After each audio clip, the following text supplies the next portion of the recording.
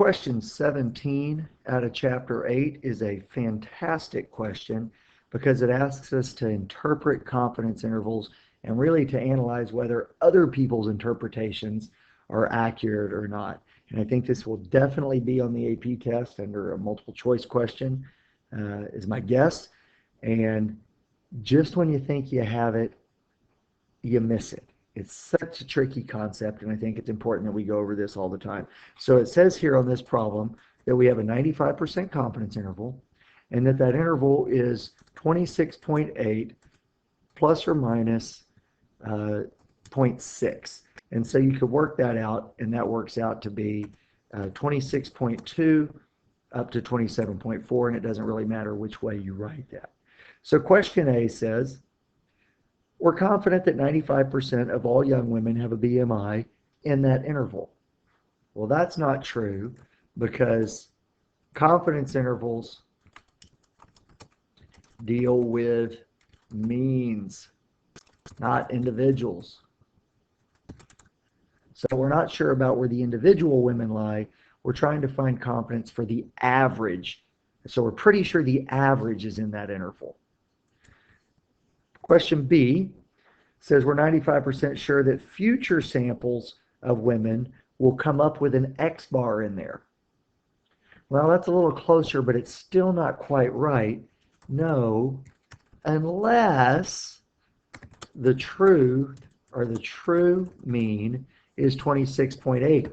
So if we just happened to get lucky and found the true mean to begin with, yeah, that's true. Otherwise, consider this. Maybe this case is one of the really weird 5% that didn't work.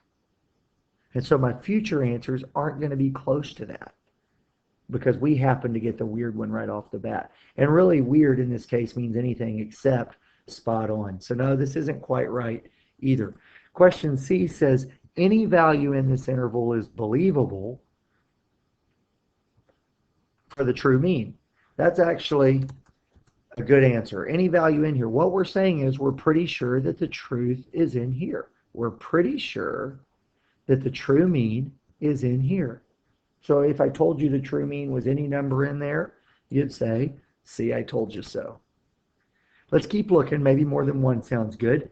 D, in 95% of all samples, of all possible samples, the population mean will be between those two numbers. Now this one's not really very good either, because what it's suggesting is that the true mean is different for different samples, and that's not really the case. The true mean is fixed. It's not changing as we look at different samples. The truth is the same. All this changing is our guess or our X bar.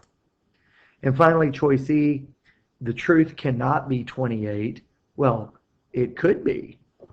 I'm pretty sure the truth is in here. So I'm pretty sure the truth isn't 28, but it could be. In fact, as I've said before, statistics means never having to say we're certain. We aren't positive it's not 28. I just wouldn't bet on 28.